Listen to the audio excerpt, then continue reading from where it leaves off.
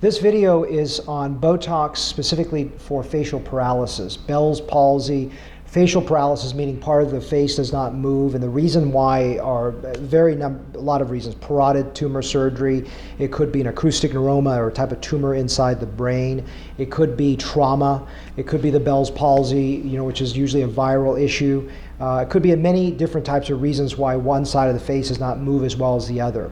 The one thing is I'm not a neurologist, I'm not someone that treats in general the nerve condition, but what I'm trying to do is make you look better, and over the long run, which we'll talk about a little while, why Botox, in my opinion, has a lot of long-term benefits for the patient that has facial paralysis. It can be even a temporary facial paralysis where you're just trying to rebalance the face until that nerve comes back over a period of a few months to a year.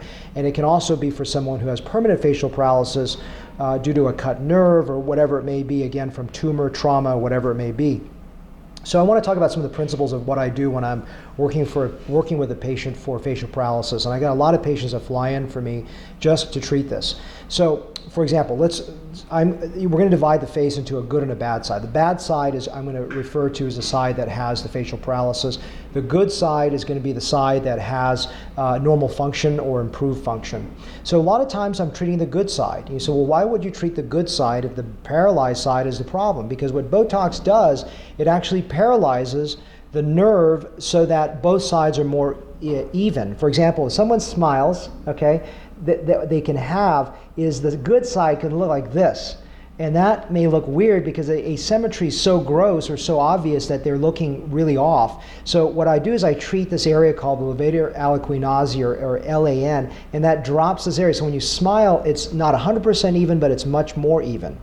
Also, for example, if you pucker your mouth, the depressor labii inferioris, the muscle that goes over here, could look more pulled down on the side that has a normal nerve function versus the bad side. So you want to move that back up so that when you pucker or move your mouth, there's more balance. So those are two examples there. Or for example, when you smile, the side that doesn't have wrinkles here, if this side has wrinkles, you may want to treat this side so they're more in balance. Or the forehead, if the forehead is not moving, you want to treat the side that is moving. Let's say this is the side that's moving so that the two sides look more even. Otherwise, you look like this. So you want to create more balance by treating the good side. Do I ever treat the bad side? Yeah, actually, oftentimes I treat both.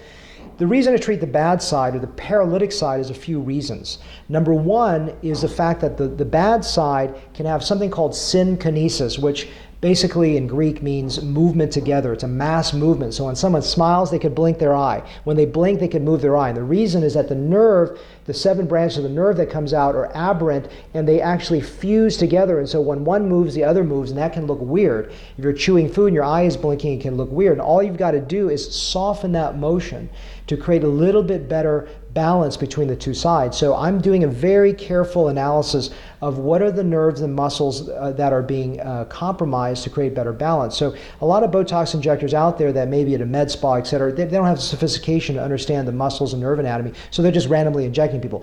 This is a very sophisticated way of understanding how to balance someone using Botox or botulinum toxin. So synkinesis is one of the things I treat.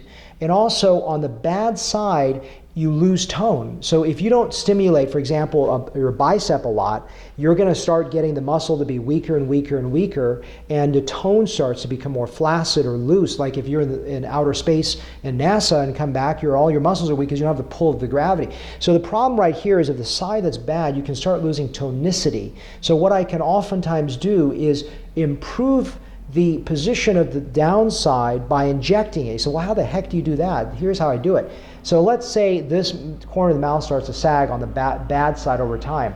If you inject, for example, what's called the depressor angulioris or DAO, and I've got some videos on my website as well that go into really great detail about the anatomy and nerves if you want to hear it. If I inject that side, the counter pull of the residual zygomaticus muscle can actually elevate the mouth so that side's more balanced. So I may inject the LAN on the good side and the DAO on the bad side, and inject the DLI on the good side, and that can create more mouth balance.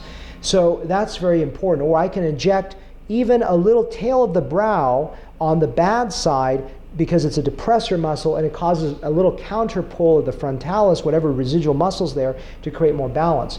The other thing that I alluded to at the beginning of this video is the benefit long-term of using Botox in patients with facial paralysis, and I think it's very, very awesome. The reason for this is that if you don't treat with Botox, the good side will continue to create improved tonicity, and the bad side will continue to go like this. And so over years of not treating with Botox, your facial paralysis can create more and more asymmetry. So if you control it by treating it with Botox, you can create as best as you can a level of balance over the long run, so that it's almost like if someone keeps on working out the right bicep and never moves their left arm, you're going to have this huge right bicep and a weak left one. But if you create a little bit more balance early on, you can continue to create better improvement on the long run. So people don't think about just the long term, they think about the short term.